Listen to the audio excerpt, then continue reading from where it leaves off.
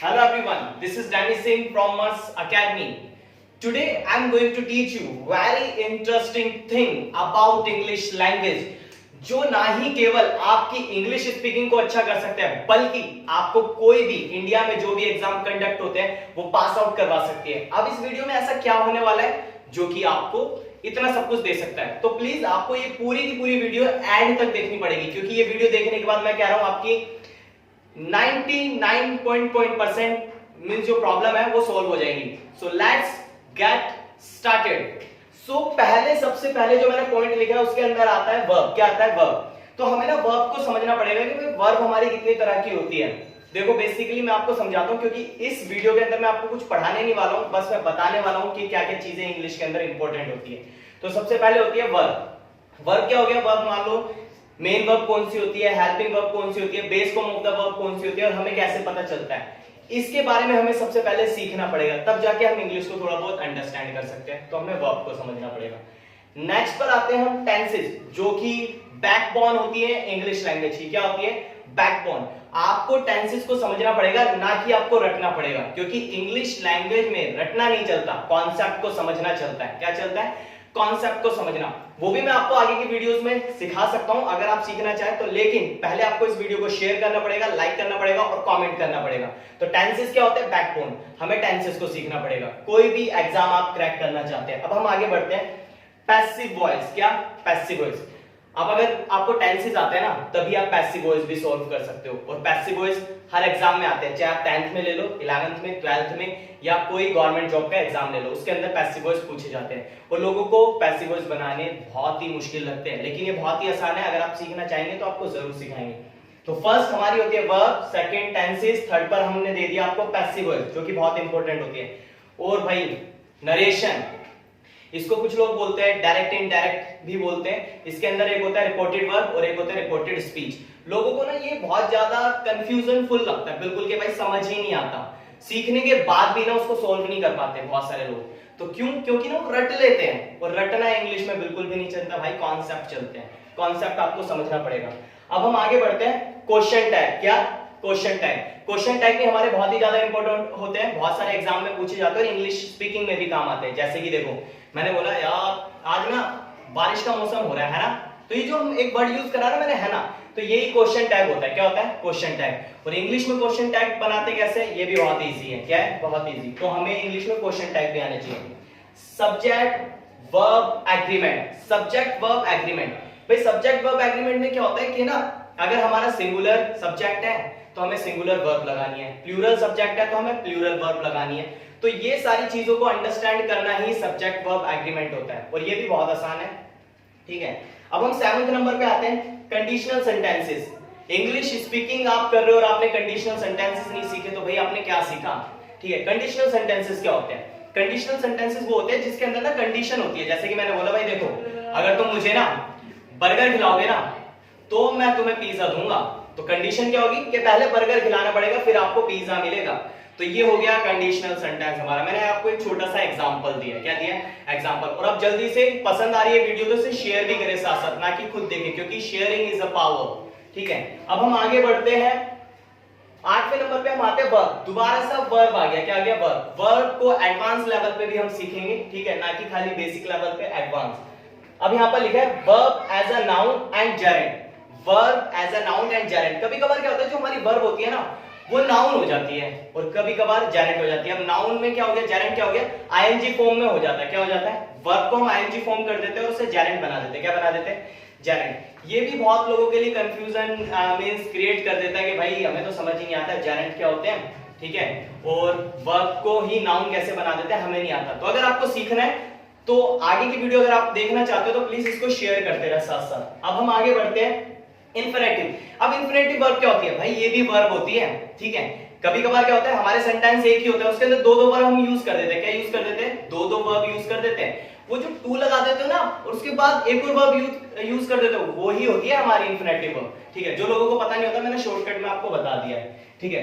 अब पार्टिसिपल क्या होते हैं ये भी हम वीडियो में सीखेंगे। इंग्लिश आप सीख रहे हो तो आपको पार्टिसिपल्स भी आने चाहिए। ठीक है। अब ये सारी चीजें सीखने के लिए ना भाई आपको इस चैनल को लाइक शेयर सब्सक्राइब करना पड़ेगा। ठीक है।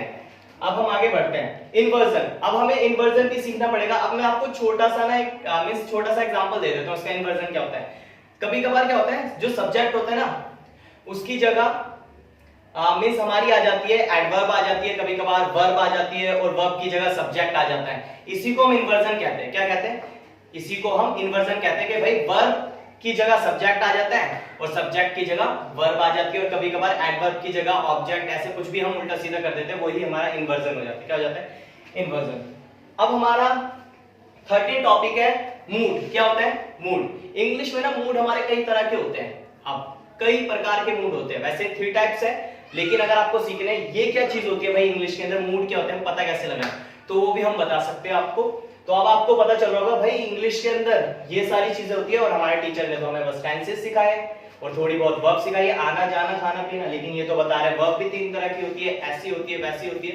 तो भाई इंग्लिश को अगर आपको अंडरस्टैंड करना आ गया ना तो आप सब कुछ सीख सकते हो। वो कहा जाता है ना कि आप जितना डीप जाओगे उतनी ही ज्यादा आपको पता चलेगा कि भाई इन चीजों में क्या क्या चीजें अभी और भी बाकी है। ठीक है, अब हम बात करते हैं नाउन। वैसे तो नाउन की कई परिभाषा है, लेकिन मैं आपको शॉर्टकट में बता देता हूं। Naming word is noun. Shortcut में मैंने बता दिया, नेमिंग वर्ड इज नाउन, कि भाई किसी भी चीज का नाम ना, एक नाम ही नाउन होता है। क्या होता है? जैसे कि मैंने बोला table, marker, shirt, white board, ठीक है, बल्ब, तो ये सब नाउन होते हैं। क्या हो गए? नाउन। अब हम आगे बढ़ते हैं। आगे जो 15th नंबर पे लिखा हुआ है वो लिखा है प्रोनाउन। क्या लिखा है? अब ये प्रोनाउन क्या होता है? अभी तो हमने नाउन देखा भाई, नेमिंग वर्ड इज नाउन।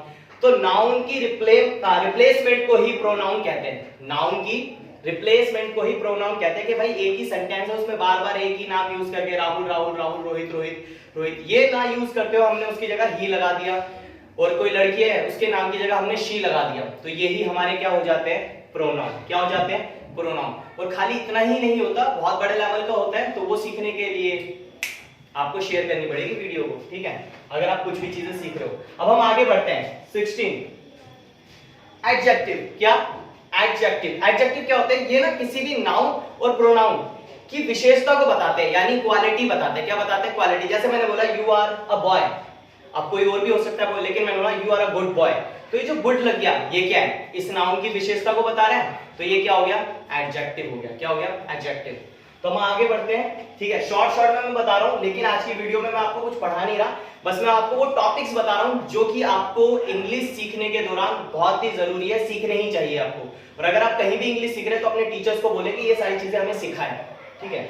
अब हम आगे बढ़ते हैं। आगे हमारा कंजंक्शन। क्या है? कंजंक्शन। अब कंजंक्शन क्या होता है? लोगों को कंफ्यूजन होती है, शॉर्ट ट्रिक में आपको बता देता हूं। कंजंक्शन होते हैं जो दो सेंटेंसों को, दो फ्रेज को, दो क्लोज को या दो वर्डों को आपस में जोड़ते हैं। जैसे एक छोटा सा एग्जांपल लेके बताता हूं, you and I. You and I, तो यू को और आई को किसने जोड़ दिया आपस में? एंड ने, तो एंड क्या हो गया? कंजंक्शन। और शॉर्ट वर्ड में क्या बोलते हैं? कनेक्टर वर्ड्स होते हैं भाई, कनेक्ट कर देते हैं दो लाइनों को, दो शब्दों को आपस में, वो होते हैं कंजंक्शन, और बहुत जरूरी है इंग्लिश को सीखने के लिए। अब हम आगे बढ़ते हैं, आर्टिकल। आर्टिकल क्या होता है? वैसे तो दो तरह के होते हैं, उसके अंदर 3 हमें दे रखे होते हैं, ए एंड दा, और दा का भी साउंड एक तो होता है दा और एक होता है दी, ठीक है। तो दो प्रकार के कौन से हो गए आर्टिकल? एक हो गया डेफिनेट आर्टिकल और एक हो गया इनडेफिनेट आर्टिकल, ठीक है। तो ये भी बहुत ज्यादा जरूरी है, इनके बिना तो इंग्लिश आधी अधूरी सी रह जाती है, ठीक है, क्योंकि आपको कोई भी नाउन लगाने उससे पहले आपको मोस्टली आर्टिकल लगाने पड़ते हैं, ठीक है। जैसे मैंने बोला I have a car, okay, this is an apple, तो ये सब चीजें आर्टिकल के जरिए ही हम सही कर सकते हैं। अब हम आगे बढ़ते हैं, प्रेपोजिशन। प्रेपोजिशन, अब जैसे कि इसके नाम से ही आपको पता चल रहा है, किसी भी नाम के बारे में, किसी भी चीज की, वस्तु की पोजीशन बता देता है। जैसे कि अगर मुझे बोलना हो कि मैं पंखे के नीचे खड़ा हूं, तो इसकी इंग्लिश होगी I am under the fan. I am under the fan, तो इसने मेरी क्या बता दी? पोजीशन बता दी। क्या बता दी? पोजीशन। तो यही हो जाता है प्रेपोजिशन। क्या हो जाता है? ये मैंने आपको शॉर्टकट में बताया, वैसे तो बहुत बड़ी डेफिनेशन है और बहुत बड़ा इसका रोल है इंग्लिश के अंदर, तो वो सीखने के लिए आपको इन वीडियोस को पूरा देखना पड़ेगा, ठीक है। आप आगे बढ़ते हैं, बहुत ही इंटरेस्टिंग है आगे की वीडियो, क्योंकि इसके अंदर और भी बहुत सारी चीजें सीखने के लिए। अब हम आगे बढ़ते हैं, एडवर्ब। क्या बढ़ते हैं? एडवर्ब। अभी तक आप इंग्लिश सीख रहे होंगे, आपने एडवर्ब का चैप्टर भी नहीं पढ़ा होगा, आई नो, ठीक है। अब एडवर्ब क्या होती है? जैसे कि नाम से पता चल रहा है, नाम से ही इसके पता चल रहा है कि भाई एडवर्ब यानी जो वर्ब की विशेषता को बताए वही होता है एडवर्ब। क्या होता है? एडवर्ब। मैं ये आपको छोटी छोटी डेफिनेशन बता रहा हूं, ये इतनी पूरी नहीं है, ठीक है, ताकि आपको शॉर्ट ट्रिक में पता चल जाए भाई हाँ ऐसी चीजें हो सकती है। तो जैसे मैंने बोला आई स्पीक इन इंग्लिश, मैं इंग्लिश बोलता हूं, लेकिन मैं कैसी इंग्लिश बोलता हूं? मैंने बोला I speak in English well, तो इससे पता चल गया भाई मैं कैसी इंग्लिश बोलता हूं, अच्छी इंग्लिश बोलता हूं। अब मैंने बोला गो देयर, कहां पर? गो देयर, तो देयर क्या हो गया? गो की क्या बता रहा है? एक मतलब उसके अंदर ऐड कर रहा है, कहां पर जाए भाई? वहां पर जाओ। कम हियर, कहां पर आओ? यहां आओ। तो ये हो गया एडवर्ब ऑफ प्लेस। वो हो जाता है भाई के हाउ कैसे पूछते हैं, एडवर्ब ऑफ क्वालिटी कि भाई कोई काम हमने कैसे किया, ठीक है। तो ये होते हैं एडवर्ब, किसी भी वर्ब की क्या विशेषता को बताते हैं। और एडजेक्टिव क्या होता है? प्रोनाउन और नाउन की विशेषता को बताते हैं, ठीक है, एडजेक्टिव। अब हम आप बात करते हैं फ्रेजल वर्ब। फ्रेजल वर्ब ये बहुत ज्यादा इंपॉर्टेंट होता है और किसी भी एग्जाम में पूछा जाता है, ठीक है। वर्ब आपने पढ़ी होगी, मेन वर्ब गो, जाना, कम, आना, से, कहना, टीच, पढ़ाना, ये सब होते हैं। फ्रेजल वर्ब क्या होते हैं? जैसे कि मैंने बोला आपको एक प्रपोजिशन दी और एक वर्ब दी, उसको जोड़कर एक मैंने मीनिंग बना दी। जैसे मैंने बोला गेट, गेट का मतलब ऐसे समझना भी होता है और पाना भी होता है और प्राप्त करना भी होता है। लेकिन अगर मैंने इसमें अप लगा दिया तो अब गेट अप, इसकी कई मीनिंग बन जाती है। और एक नॉर्मल आपको पता है गेट अप का मतलब होता है उठना, मेक का मतलब होता है बनाना, कोई भी चीज बनाना, ठीक है। अब मैंने आउट लगा दिया, आउट का मतलब होता है बाहर, आउट एक प्रपोजिशन है, ठीक है। अब दोनों को मिला दिया मैंने, मेक आउट, और मेक आउट का मतलब होता है पता लगाना। क्या होता है? पता लगाना। तो यही होती है हमारी फ्रेजल वर्ब के भाई, एक हमने वर्ब को ऐड करा और एक हमने प्रपोजिशन को ऐड कर दिया और उसको मिलाकर हमने एक मीनिंग बना दी, तैयार कर दी, वो हो गई हमारी फ्रेजल वर्ब। क्या हो गई? Phrasal verb. अब हम आगे बढ़ते हैं आगे। तो आई होप आपको ये वीडियो पसंद आ रही होगी और साथ साथ इसको आप लाइक भी करें, शेयर भी करें और इस चैनल को सब्सक्राइब भी करें अगर आपने कुछ नई चीजें सीखी है और आपको पता चला है। तो आगे बढ़ते हैं, थोड़ी देर में ये वीडियो का एंड होगा और आपने बहुत सारी चीजें सीखी होगी। Sentence improvement. सेंटेंस इंप्रूवमेंट क्या होता है भाई? आपको ना एरर दिए होते हैं, गलत होते हैं सेंटेंसेस, उनको हमें सही करना पड़ता है, वही होता है हमारा सेंटेंस इंप्रूवमेंट। क्या होता है? सेंटेंस को हम इंप्रूव करते हैं। क्या करते हैं? Improve. Word often confused, word often confuse. अब इंग्लिश लैंग्वेज के अंदर ना ऐसे कई तरह के वर्ड होते हैं जो हमें कंफ्यूज करते हैं। कभी कभार होता है स्पेलिंग ना सेम होती है, ठीक है, उनका साउंड बदलते ही ना उनका मतलब बदल जाता है।